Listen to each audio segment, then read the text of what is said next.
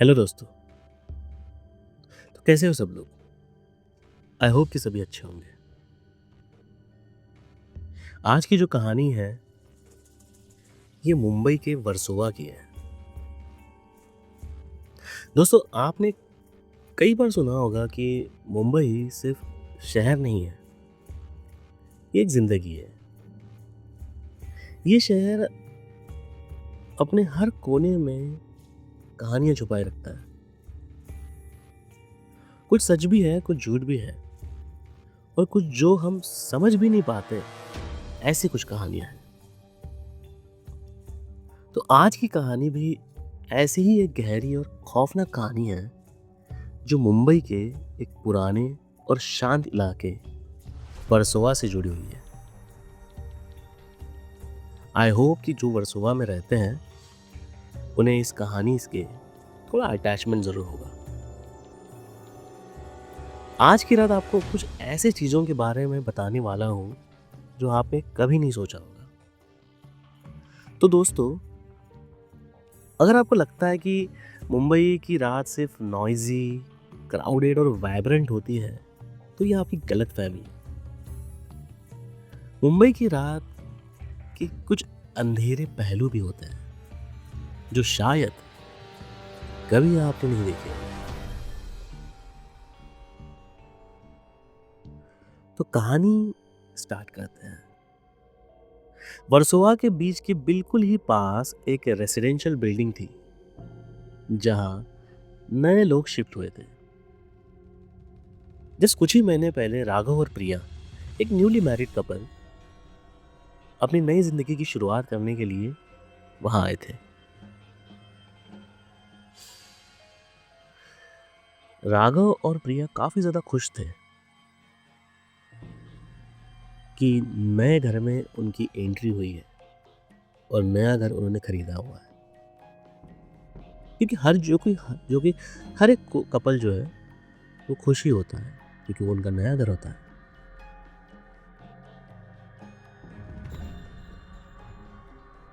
जब अपने नए घर में घुसते ही प्रिया काफी खुश थी।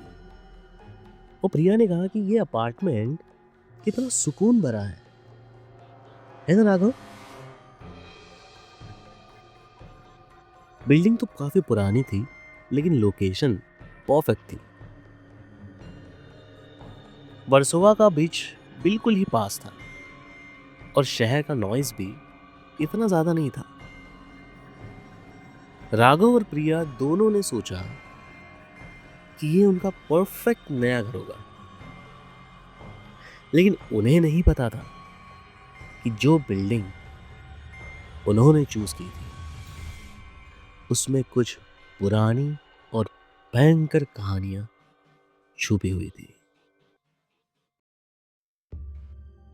पहले दिन से ही कुछ अजीब होना शुरू हो गया था। रात को जब राघव और प्रिया सो रहे थे, उन्हें बिल्डिंग के अंदर से कुछ स्ट्रेंज नॉइजें सुनाई दी थी।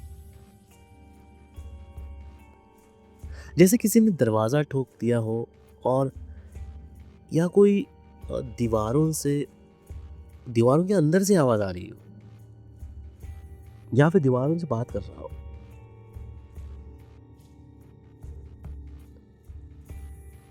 प्रिया काफी डर गई थी।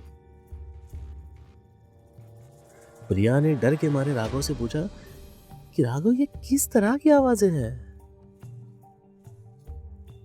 राघव ने प्रिया से कहा कि अरे कुछ नहीं यार, बस ये तुम्हारा वहम है, ये कोई आवाजें नहीं है। हो सकता है कि तुम्हारा ये वहम हो।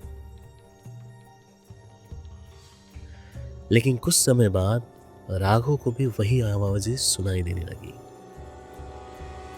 और उसके दिल में भी एक अजीब सी घबराहट से तो थी।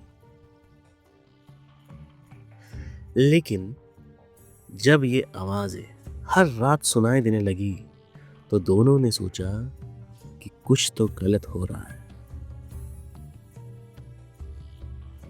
एक दिन प्रिया ने किचन के अंदर से एक पुरानी फोटो निकली।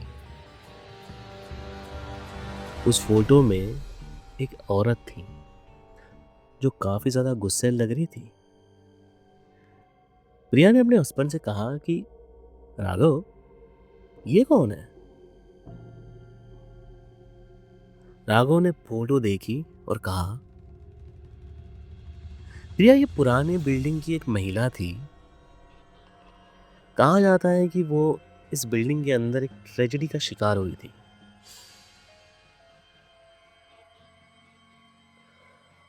और फिर एक दिन उन्हें कुछ और भी पता चला। राघव को कुछ पुराने लोगों से पता चला कि ये बिल्डिंग एक पुरानी हवेली के ऊपर बनी थी। एक समय था जब इस हवेली में एक औरत रहती थी जो बहुत ही ज्यादा खूबसूरत थी, लेकिन उसका दिल कभी खूबसूरत था ही नहीं। वो अपने पति को भी मार चुकी थी और फिर उसने अपने आप को भी मार दिया। कहा जाता है कि वो औरत अपने मौत के बाद भी इसी बिल्डिंग में छुपी हुई थी और अब तक उसकी आत्मा भटक रही थी। प्रिया ने सोचा कि क्या ये वही औरत है जिसका फोटो हमने देखा था। फिर एक रात जब दोनों सो रहे थे, एक औरत का साया उनके बेडरूम की तरफ आता है। प्रिया ने डर से आंखें भी बंद कर ली, लेकिन जब उसने आंखें खोली तो वो औरत बिल्कुल उसके सामने थी। उस औरत ने एक घंटी का आवाज दिया और फिर जोरदार चीखें मारने लगी और अचानक से वो गायब हो गई। प्रिया ने राघव को जगा दिया, लेकिन जब तक राघव ने देखा वो औरत गायब हो चुकी थी।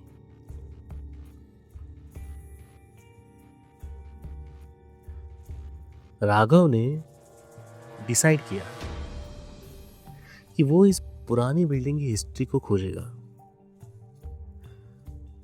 उसने पुराने लोगों से लाइब्रेरी से जांच की और फिर एक दिन उसने एक पुरानी कहानी मिली।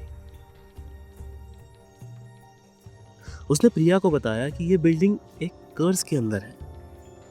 ये कर्ज इस औरत की वजह से ही है। उसकी मौत के बाद किसी ने उसके साथ कुछ बहुत ही बुरा व्यवहार किया था, कुछ बहुत ही गलत किया था। इसीलिए उसकी आत्मा इस बिल्डिंग के अंदर फंस गई है।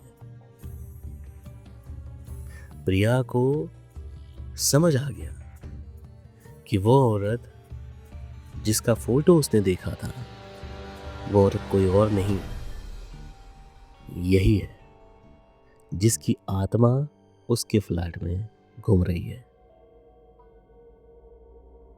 और वो अपने मौत का बदला लेना चाहती है।